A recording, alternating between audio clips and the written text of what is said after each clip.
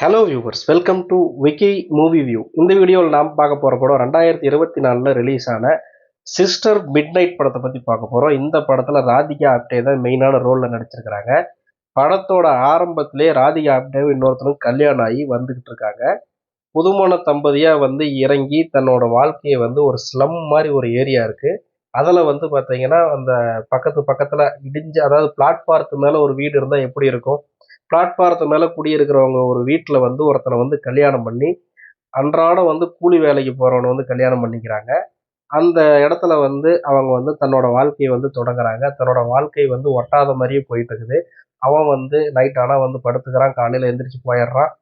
இவங்களுக்கு எந்த ஒரு நல்லது கெட்டதுமே நடக்கவே மாட்டேங்குது. இந்த ஒரு மன வருத்தத்திலே ராதிகா ஆப்டே உட்காந்துக்கிட்டு இருக்காங்க. அப்படியே படம் தன்னோட சாப்பாட்டுக்காகவும் என்னென்ன வேலைகள் பண்ணி பணம் சம்பாதிக்கணும் அப்படிங்கிறதுக்காகவும் கூலி வேலைகள் அங்கங்கே போய் பண்ணுறாங்க. படத்தோட ஆரம்பம் பார்த்தீங்கன்னா இப்படியே தான் ஸ்லோவாக போயிட்டே இருந்துச்சு. இந்த படம் எதை நோக்கி போகுதுன்னே தெரியல அப்படின்னு நினைக்கும் போது திடீர்னு பார்த்தீங்கன்னா ஒரு ஆட்டுக்குட்டி ராதிகா ஆப்டே முன்னாடி நிற்கிது. அந்த ஆட்டுக்குட்டியை பாஞ்சி கடிச்சு அந்த ரத்தத்தை உறிஞ்சி குடிச்சதுக்கு அப்புறம் தான் அந்த ராதிகா ஆப்டேவோட கேரக்டரே ரிவீல் ஆச்சு. இவங்க சாதாரண மனுஷி கிடையாது, இவங்க ஒரு வேம்பயர் அப்படின்ட்டு. அதுக்கப்புறம் பார்த்தீங்கன்னா அந்த வீட்டில் என்னென்ன பிரச்சனைகள் நடந்துச்சு, அந்த வேம்பயரான ராதிகா ஆப்டே எங்கெங்க என்னென்ன ஒரு சம்பவங்கள் பண்ணாங்க அப்படிங்கிறது தான் படத்தோட மொத்த கதையுமே.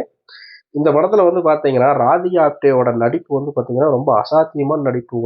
ஒரு இந்த கேரக்டரை இவங்களை விட்டா யாராலையுமே பண்ண முடியாது அப்படிங்கிற மாதிரி இந்த படத்தில் நடிச்சிருப்பாங்க. அந்த அளவுக்கு ஒரு சூப்பரான நடிப்புன்னு தான் சொல்லணும்.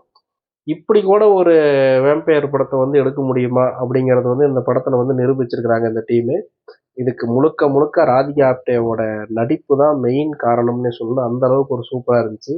அதுக்கப்புறம் தன்னோட கணவரையே கொன்று, அப்புறம் அந்த கணவர் வீட்டுக்குள்ளே வச்சிருந்து எல்லாருமே அக்கம் பக்கத்தில் ஒரு பொண நாற்றை அடித்து எப்படி தான் இந்த வீட்டில் இவங்க இருக்கிறாங்களோ தெரியல அப்படிங்கிற ஒரு எண்ணம் எல்லாத்துக்குமே அந்த வீட்டை ஒரு சூனியக்கார ஊடாட்டம் அதாவது மேலே சில எந்திரம்லாம் கட்டிடுவாங்க. அதுக்கப்புறம் ராதிகா ஆப்டே அந்த கணவனை எப்படி கொண்டு போய் அடக்கம் பண்ணாங்க, கடைசியாக எப்படி இந்த குரூப்புக்கிட்ட இருந்து தப்பிக்கிறாங்க, ஒரு வேம்பயராக உருமாதிரி எப்படி தான் அந்த குருவி, அந்த காக்கா, புறா எல்லாத்தையுமே கடிச்சு கொன்று அவங்கள அந்த வீட்டில் ஒரு பொணத்து மேலே ஒரு துணியை சுற்றுற மாதிரி துணியை சுற்றி அந்த வீட்டில் வச்சு இந்த படம் பார்த்தோன்னே ஒரு மைண்ட் செட்டே பார்த்தீங்கன்னா ஒரு மாதிரி ஆயிடுச்சு. அந்த அளவுக்கு ஒரு டிஸ்டர்பிங் மூவின்னு தான் சொல்லணும். இந்த படத்தில் இது மெயினாக 18+ படம். இந்த படத்தை குழந்தைகள் பார்க்கக்கூடாது, அடல்ட் சீன் நிறைய இருக்குது.